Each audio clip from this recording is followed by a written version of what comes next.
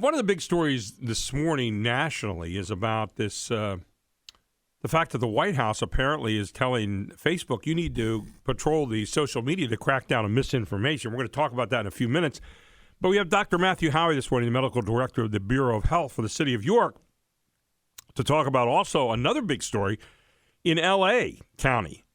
Los Angeles County, they are masking up again because of the prevalence of this COVID variant. I get the Delta variant and some of the other variants that are out there. I wanted to get the latest. Could that be coming to a York near you very soon? Matthew Howie with us here this morning. Dr. Howie, always good to have you on the show. Good morning to you. Hey, good morning to you. Great to have you. And I'm sure you've seen the same headlines I've seen. L.A. County is masking up again. And the question a lot of people have is this the way we're going to be doing things from now on? Every time we have something, maybe it's not even going to be COVID, maybe it'll be the flu, maybe it'll be something else or some other disease that we're going to mask up right away. Is that one of the new things kind of coming out of this whole COVID mentality over the last year and a half? Well, I'm not sure that's going to become a common practice for all issues when it comes to respiratory diseases. I mean, the consequences of COVID are different, because of its nature, and we've all learned a whole lot about it. It can be quite severe in an unpredictable manner. If it is influenza, I don't think that'll become an option in terms of masking, and I think we're going to see masking at different times. But it'll be personal choice.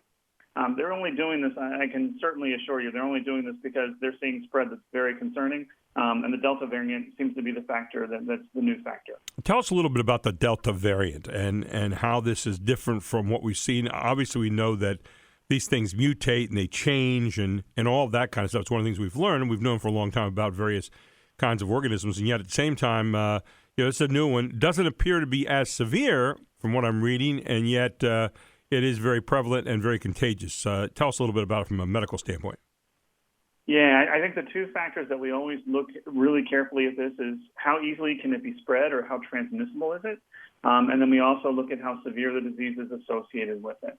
And I think you hit the nail on the head. This is one where it doesn't seem to be as severe. Now, that does not mean people don't get hospitalized. It doesn't mean that people don't end up requiring higher levels of intensive support. But it doesn't seem to be, from a statistical and epidemiological standpoint, as severe. I think the key that makes it a trickier virus, in addition to that, is that it really does seem to be more transmissible. And that's where masking becomes so essential because of the transmissibility issue. And the areas that they're concerned with are more dense populations, and they're not as well vaccinated. Yeah, and there's a lot of people in this country, we heard about the vaxxers and the anti-vaxxers and all that kind of stuff, and I don't ever get into the political end with you. But by the same token, there are a lot of people, you look at where this disease seems to be the worst right now, and it seems to be in, as you mentioned, the unvaccinated population. That's not an opinion, that's fact, right? Correct. I mean, and this is what has been kind of quietly worried about and then not so quietly worried about recently with some of the statements from the CDC, that we're going to have pockets of area where the vaccination rates are lower. And as we start opening up and lessening restrictions, that's when the virus can get going. I mean, we learned that last summer when it was much more significant. But at the same time, we're going to see these pockets of spread. Interestingly, we've not seen as much spread like this that they're seeing in Los Angeles and other parts of California that we're seeing in Pennsylvania, which is, I think, a testament to our vaccine efforts. When you talk about California, I do want to make sure I clarify that it's inside. They're talking about masking up, not outside right now. So that's something, too. But speaking of which, here in York County next week, we have, for the first time, the York State Fair is being called now, in July. It used to be in September. Now it's in July. And, of course, coming during concerns about this Delta variant.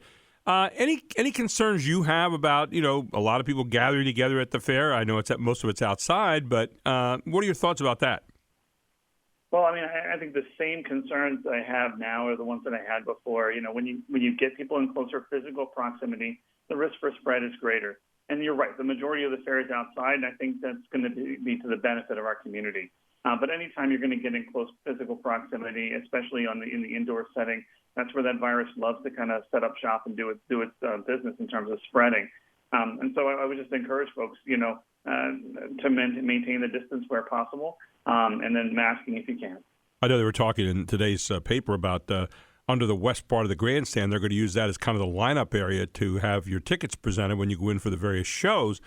And I would assume, maybe I'm assuming incorrectly, that they would probably have, I don't know, social distancing or masks. I'm not positive about that. Would you suggest that they do that kind of thing if you were king of the world for the day? Yeah, king of the world for the day. It's always a dangerous proposition. But when you take a look at when you're mandating people gather in a line, we've kind of all gotten used to those little spots on the ground to kind of maintain that distance from us, and kind of as a reminder. King for a day, I'd like to see a similar thing, working on that queuing theory and allowing us to have the spacing that we need. I want to ask you a question, and again, it's not so much politics, although most people take this into the political world, but I do want to ask you, one of the stories coming out today came from the White House yesterday, that we found out that they are now coming down on places like Facebook and Instagram and WhatsApp. And they're saying, we want you to pick out what misinformation is regarding COVID. That it's kind of a scary little razor blade's edge we're on here. What is misinformation when it comes to COVID? Is it that which disagrees with the government? Is that where we want to be right now? You and I are trying to get information out there that is accurate, and I know you work very hard on that. But when we use the word misinformation, is that in the eye of the beholder? What are your thoughts about that? I think we learned a little bit about how this potentially works when we kind of went through the election process this past year.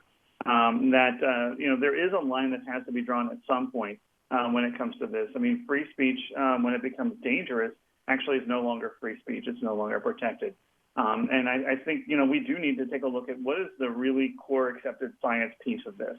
There are some parts that are theoretical, and we're learning more about them, but there are certain things that we were pretty darn certain about and have been playing out with. And when you have things that counter that, things like, microchips, those kinds of things, then I think that, then you have to take a look at, what's going to put people at risk by believing what they're seeing there, not being able to filter it effectively. But staying to the core scientific messages, and being cautious about how far you go in terms of enforcing that.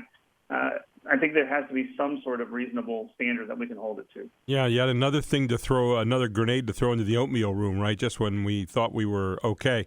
Hey, Dr. Howie, thank you so much for taking the time this morning. Always good to talk to you, and we look forward to our next time very, very soon. Absolutely. Thanks for having me. And thanks for all the work you're doing in that area, too, as well. We appreciate it. Dr. Matthew Howie with us here on WSBA Morning News with Gary Sutton.